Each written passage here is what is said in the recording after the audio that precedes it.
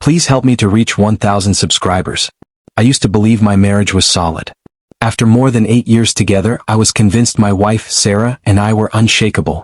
We weren't perfect, but our problems never felt impossible. At least that's what I thought, until the day I discovered a secret I never could have imagined. It began on a quiet Saturday afternoon. I had an unexpected day off and decided to surprise Sarah with lunch at our favorite little lakeside cafe.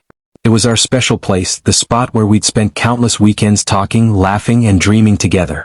Things had felt a bit distant between us lately, so I hoped revisiting that place might bring back some warmth. But the moment I stepped inside, everything collapsed. Sarah was there, just not with me.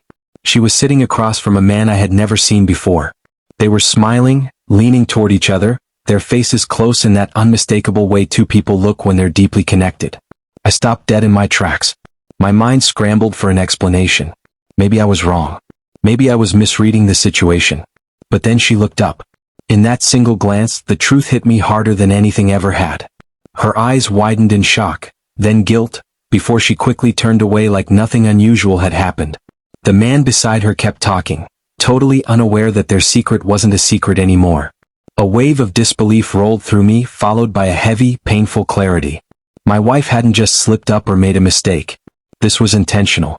She had been seeing another man, and they were comfortable enough to sit together in the open. I stepped back, took a deep breath, and walked out. She didn't even notice me leave.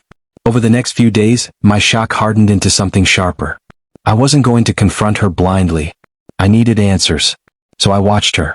Quietly. Carefully. And it didn't take long to put the pieces together. His name was Mark. They met through her yoga class. What started as casual conversation had grown into something far more intimate. The more I uncovered, the more the betrayal burned. But I stayed silent. I wasn't going to give her the satisfaction of knowing she had broken me. Instead, I waited and planned. The perfect moment came sooner than I expected. One Friday night, Sarah told me she was going out with some old college friends. A girls' night. I simply nodded. I already knew she wasn't meeting them. I followed her car across town to an upscale restaurant. And sure enough, Mark was waiting outside. He kissed her cheek before they walked inside together like they were a real couple. It stung, but I forced myself to stay calm. I found a spot behind the restaurant where I could see everything without being seen. They sat together, laughing, her eyes shining in a way they hadn't for me in months. Watching her like that, I realized the affair wasn't casual. She had genuine feelings for him. That was the final push I needed. I sent a message to one of Sarah's closest friends, the one she trusted most. I told her I needed to talk urgently and asked her to meet me at the restaurant. She showed up within minutes, completely clueless. Inside, away from Sarah and Mark's view, I laid out everything I knew. Her friend went pale. She tried to deny it at first, but when I showed her the evidence, she couldn't. She looked defeated. Then I made my request. I asked her to go inside and tell Sarah I was there. To tell her I knew everything. I wanted Sarah to feel the weight of what she'd done. I wanted her to see that the truth she'd been hiding had finally caught up to her. Her friend reluctantly walked in. Through the window, I watched Sarah's face drain of color the moment she heard the words. She stood abruptly, muttered something to Mark, and rushed outside. When her eyes met mine, she froze. I didn't yell. I didn't break down. I just stood there, letting her feel the shame of her choices. She started to talk, to explain, to excuse, but I cut her off. I told her calmly that I didn't need excuses. I just wanted her to understand what she had destroyed. Then I turned my back on her and walked away, leaving her stunned and silent. The weeks that followed were filled with strained conversations and desperate attempts from her to fix what she had broken. But my mind had already checked out. My heart, though slower to catch up, eventually followed. I knew there was no going back. And then something unexpected happened.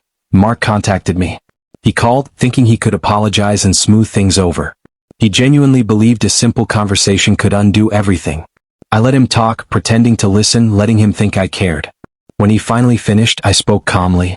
I told him I wasn't angry with him. I was angry with the woman who made vows to me and broke them. As far as I was concerned, he was irrelevant.